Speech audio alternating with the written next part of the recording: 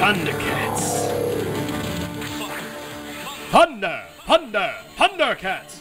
Welcome back to the big broadcast. Having a fun time today on the Sunday radio show. Thanks for joining us. We are going to go to Joshua here in a few moments.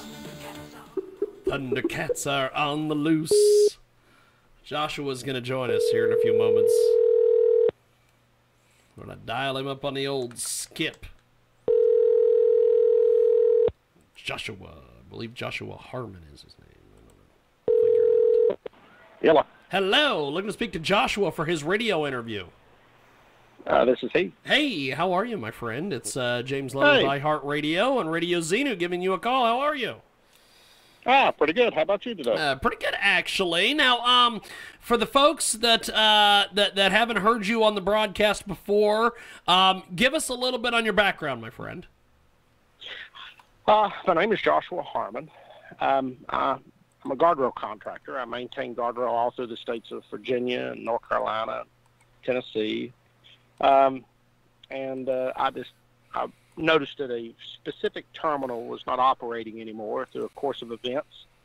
Started looking into it, went to the government, and they declined to intervene. They declined to do anything about it. And I continued on with my own attorneys and represented the nation, the taxpayers, in the largest false claims act in United States history.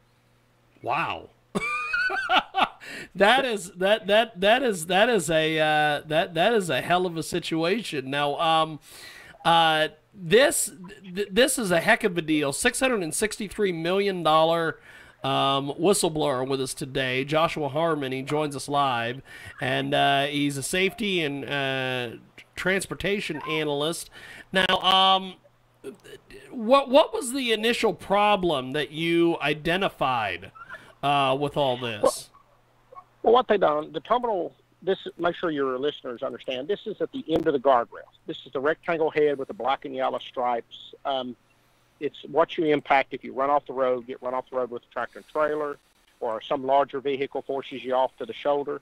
You impact the end of the guardrail, you have a diabetic seizure, you fall asleep, whatever it is. They're intended to work upon impact. Upon impact, they extrude the guardrail safely, and they will save people's lives. So, what took place in your head as you were noticing all these that prompted you to get with an attorney and pursue this? Well, I knew that the changes were significant. I knew they mattered in the performance of the terminal. And what's happened? I knew if I did not continue with it, that they'll continue manufacturing it, continue with no change, and the FHWA wasn't going to do anything about it. They made it clear that they were not, they seen the merits, but they were not going to participate. And I knew people's lives depended upon it. And this is a heck of a deal. We've got Joshua Harmon with us today. He joins us live here on iHeartRadio and also RadioXenu.com, and talking a little bit about this situation. Joshua is an entrepreneur and activist. He is a co-founder of Selco Construction Services, as well as SPIG Industry LLC, a private Virginia-based company that installs guardrails.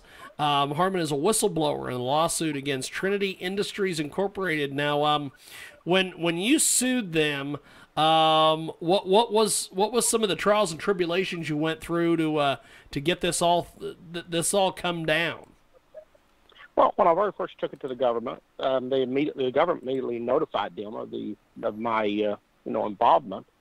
Both Texas A&M and Trinity Industries sued me personally for $150 million, trying to intimidate me and more or less shut me up. Yeah. That's after they offered me a significant amount of money to quiet, not to discuss it anymore publicly. Wow. Okay. Yeah, it was. It's one of these situations that's been described so many times, a David and Goliath scenario. And I just wouldn't shut up. I would not quit. I knew people's lives was dependent on it. And I did what I had to do. Sometimes the easy things are not the easiest. I mean, the right thing is not the easiest. Sometimes it's the hardest. Now, What was the you mentioned that they had tried to get a hold of you to try to shut you down and shut you up. What was those processes like? What happened there?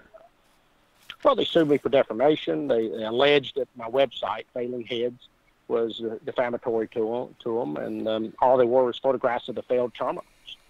I mean, photographs is not something you fabricate. These are, just actually photographs of accidents, occurrences, and it's, the things that they alleged was just, unrealistic.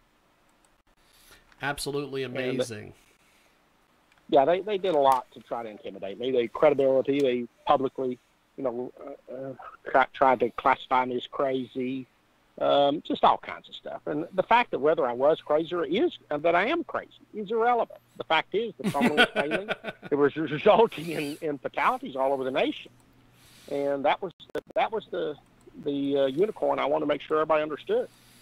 This is an absolutely amazing story. We've got Joshua Harmon with us today. He's one of the nation's leading voices in highway and transportation safety. He won a landmark whistleblower settlement against the largest guardrail manufacturer in the U.S., Trinity Industries Incorporated. And he joins us today here on our big broadcast and also RadioZenu.com, iHeartRadio. And this is absolutely amazing. When you went to court and you won this whole thing. What was some of the trials and tribulations you had to go through to just get that win?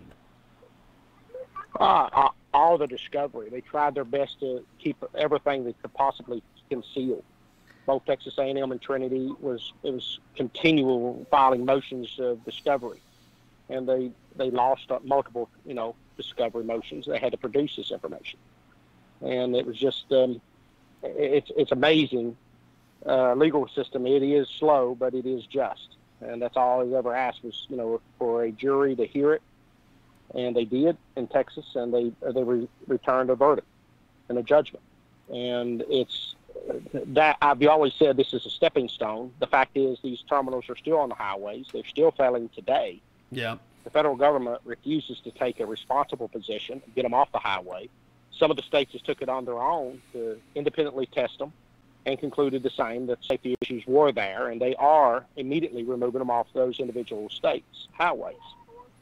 So this is a serious circumstances among the entire nation, entire world. Israel's banned them, Canada, New Zealand, Australia, and in the beginning, 40-some states banned them. And it's really critical that everybody realizes that, call your congressman. Do something, because at the end of the day, it's not what you drive, it's just if you drive a vehicle on the highways, the interstate systems of the highways today.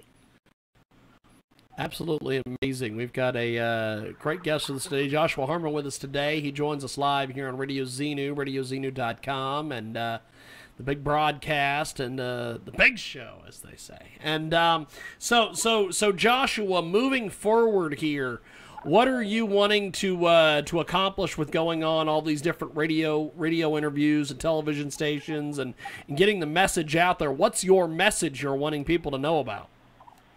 Awareness.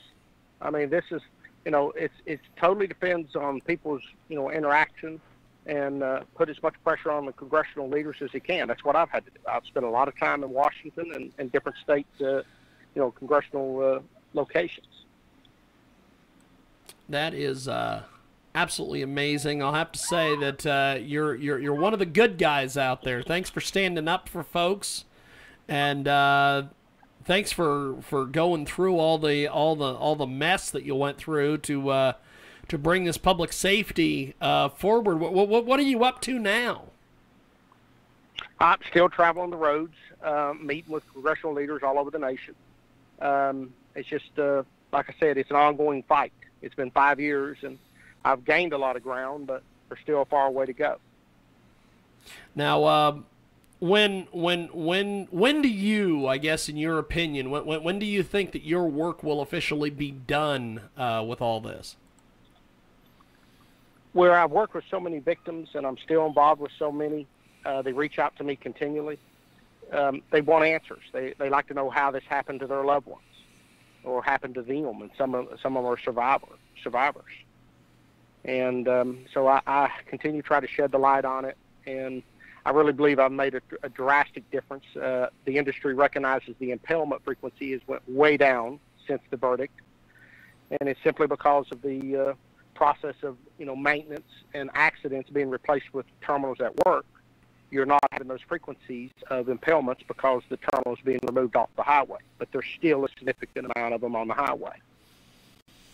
Well, I definitely appreciate you making time for us today. Thanks for coming on our broadcast, my friend. Thanks for being with us. Hey, no problem. Anytime. Definitely. Thank you all for having me. Definitely. Have yourself a wonderful day. Congratulations, by the way, my friend. Thank you. Take care. That, of course, Joshua Harmon with us today. We are up against the clock, so we were going to cut him short today.